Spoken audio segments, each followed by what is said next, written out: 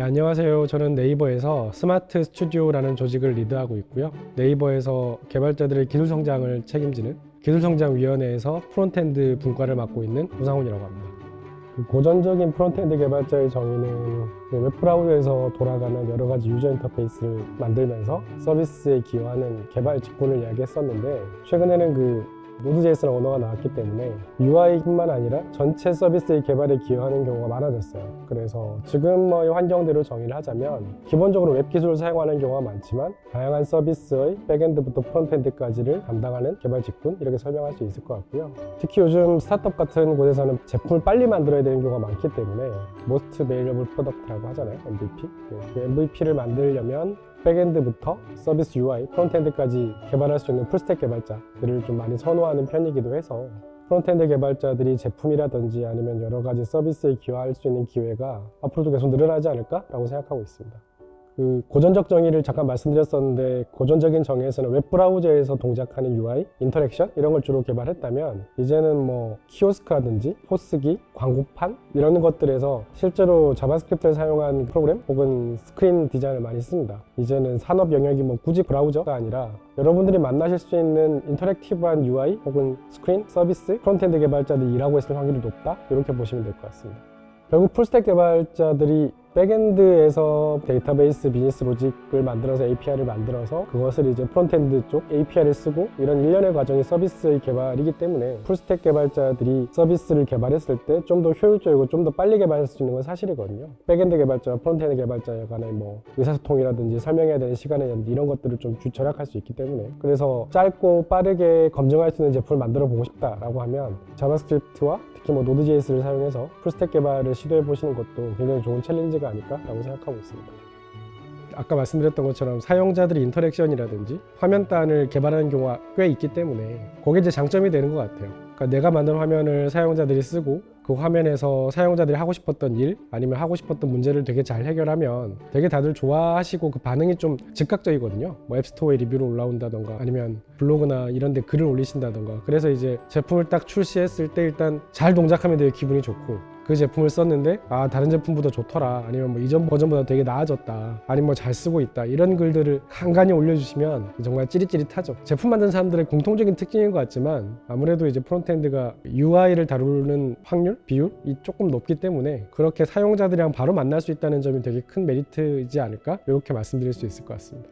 간혹 외부 회사들한테서도 그렇고 사용자한테도 들리는 이야기가 스마트 에디터가 편하다, 이런 이야기를 자주 들어요. 그러니까 스마트 에디터가 저희가 버전업 할 때마다 첫 버전에 나오고 이런 게 달라졌네, 이런 게 편해졌네, 이런 이야기도 되게 들으면 당연히 기분 좋고요. 그리고 스마트 에디터를 쓰다가 다른 제품을 쓰면 조금 아쉽더라, 이런 이야기를 외부 파트너사 아니면 사용자분들이 하시면 뿌듯하죠. 내가 문제를 잘 해결하고 있구나, 이런 생각이 들기 때문에 그럴 때마다 개발자 업력 점수가 1점 올라가는 그런 느낌을 느낍니다.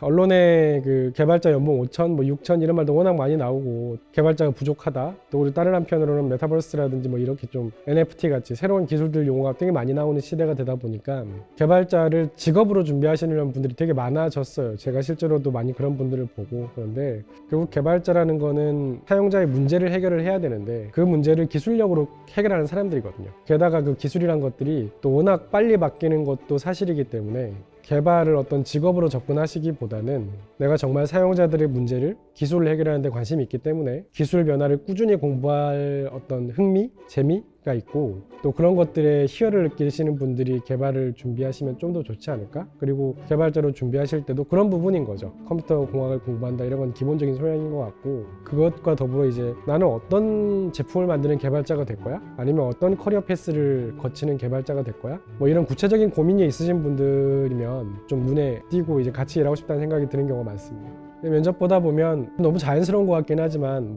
네이버라든지 이른바 네카라쿠베 이런 회사들이 워낙 좋으니까 그런 좋은 회사에 입사하고 싶다라는 생각을 하시는 분들이 있겠죠, 당연히. 근데 저 입장에서는 네이버라는 회사에 입사하고 싶은 게 아니라, 예를 들어서 네이버의 쇼핑을 자주 쓰는데 쇼핑에서 이런 게 너무 불편해요, 저는 개발하고 싶어요 라던가, 네이버 스마트 에디터를 써봤는데 너무 좋아요, 너무 좋은데 요거 하나 제가 좀 바꾸고 싶거나 아니면 다른 툴에서 이런 거 가져오고 싶은데 저 이런 거 꼭 해보고 싶어요, 이렇게 구체적인 애정, 그리고 내가 만들 서비스, 제품에 대한 목표, 이런 것들이 보여지는 분이면 제가 동료로서 좀 더 이제 호감을 가지게 되는 것 같아요. 모릅니다. 전혀 모르고요. 아마 사실 관리를 하다 보니까 이력을 가끔 보기 때문에 대충의 비율 정도는 알고 있지만 이 친구가 어떤 학교에 어떤 과를 나오고 이런 거 사실 전 거의 모르고요. 그건 사실 어떤 의미에서는 비전공하신 분들, 그러니까 컴퓨터공학이 아닌 다른 전공을 가지고 계신 분들께는 기회이자 위기일 수도 있는 것 같아요. 이제 기회라는 거는 전공하신 분들에 비해서 너는 비전공자 이런 아쉬운 평가를 받지 않을 가능성이 높다는 뜻이지만 그대로 말하자면 보통 전공은 2, 3년 되게 집중해서 공부하니까 그 쌓인 시간이 비전공자분들한테는 없다는 이야기거든요. 그런데 그게 없음에도 불구하고 똑같은 스테이지와 똑같은 기준에서 경쟁을 해야 된다는 말이기 때문에 그런 건 좀 있어야 될 것 같아요. 내가 비전공자이기 때문에 지금 뭐 차별을 받거나 뭐 더 잘해야 돼 이런 거라기보다는 비전공자이지만 컴퓨터공학의 기본 지식은 필요해, 개발자에게. 그럼 난 이게 전공자보다 시간과 양에 비해서 좀 뒤처져 있는데 어떻게 내가 복강할 거지? 라는 구체적인 생각, 목표, 계획 이런 거는 좀 고민해 보셔야 하지 않나? 라는 생각이 듭니다. 결국 서비스란 건 문제를 해결하는 거거든요. 사용자가 어떤 문제가 있을 때 그걸 굉장히 잘 그리고 자연스럽게 해결해주는 제품이 좋은 제품이기 때문에 전공, 비전공을 불문하고 사용자의 문제를 잘 해결할 수 있는 기술을 꾸준히 공부하고 탐구하고 또 그걸 해결했을 때 희열을 느끼고 이런 선순환 구조에 자신이 어울리는지도 좀 생각을 해보셨으면 좋겠고 그렇게 문제를 해결하는 과정에서 전공이 아닌 다른 쪽 경험이 도움이 되는 경우도 많기 때문에 너무 겁내하실 필요는 없을 것 같지만 구체적인 이유와 고민은 좀 필요할 것 같습니다. 나는 왜 개발을 하고 싶은가? 그리고 나는 어떤 개발자로 성장할 거지? 그리고 앞으로 어떻게 구체적으로 내가 이렇게 노력할 거지? 아까 말씀하셨던 것처럼 열심히 하겠다는 말은 다들 하시거든요. 그리고 뭐 개발을 하시는 분 중에 열심히 안 하시는 분이 또 없기도 하고 그 중에서 나는 어떤 차별점을 가질 거야? 이런 고민이 있으면 좋지 않을까요? 네이버 같이 큰 회사에서 겪을 수 있는 어려움인데 스마트 에디터는 네이버 문서에서 이제 91%를 소화하는 툴이거든요. 스마트 에디터가 장애가 나면 꽤 많은 서비스의 글쓰기에 장애가 생깁니다. 그래서 내가 이거 고쳐서 커밋해도 되나? 뭐 이런 막연한 공포심이 있을 수도 있고 내가 이런 일을 할 수 있을까? 뭐 이렇게 생각하시는 분들도 있는 것 같아요. 그럴 때 제가 하고 싶은 말은 쫄지 말고 일단 개발하고 주변에 코드 리뷰 해주실 분이나 좋은 선배분들이 많으시니까 같이 문제를 해결한다라고 생각하시면 되게 도움이 될 것 같아요. 또 하나는 신입분들이 들어오신 다음에 아무래도 프로젝트에 익숙해져야 되기 때문에 운영에서 간단한 업무를 먼저 드린다거나 뭐 이럴 수 있거든요. 익숙해지셔야 되니까. 그러면 나는 중요하지 않은 일을 하나 봐 뭐 이렇게 생각하시는 분들도 가끔 생겨요. 근데 그거는 팀 사정상 그럴 수도 있지만 누구나 다 겪는 프로세스일 가능성이 매우 높거든요. 그런 생각이 들었을 때 꼭 제가 부탁드리고 싶은 거는 혼자 꽁하지 마시고 멘토님이나 리더님만 쫓아가라.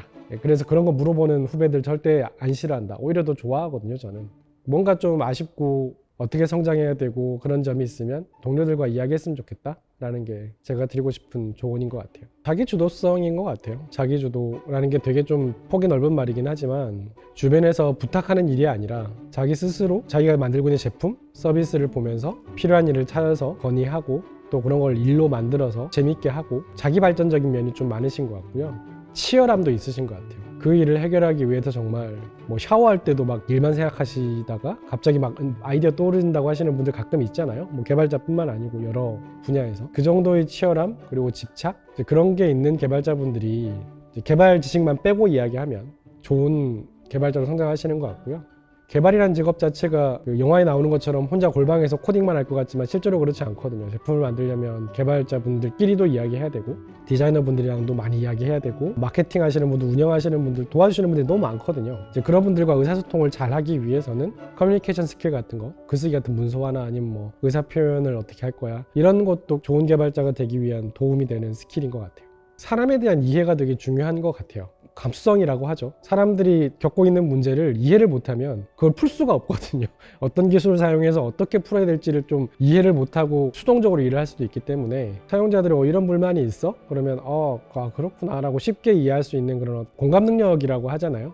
사용자의 문제나 환경에 잘 공감할 수 있는 분, 동료의 환경도 마찬가지고 그 다음에 그런 공감 능력을 이제 실질적으로 표현할 수 있는 건 결국 이제 화면이거든요. 화면 인터랙티브한 유저 인터페이스를 만드는 게 프론트엔드 개발자의 큰 역할이니까 사용자들이 UI를 봤을 때 문제를 잘 해결할 수 있을지, 편리하게 느낄지, 우리가 의도하는 대로 잘 써주실지 그런 거에 대한 관심이라든지 흥미가 있으면 그것도 되게 플러스 점수가 될 것 같아요. 개발자들의 다양한 포트폴리오를 보고 있기 때문에 이제 조언을 드리자면 잘한다는 이야기와 이런저런 프로젝트를 했다는 이야기를 다들 많이 하세요. 잘 하시고요. 근데 저희가 알고 싶은 거는 그런 것도 있지만 좀 구체적인 걸 알고 싶거든요.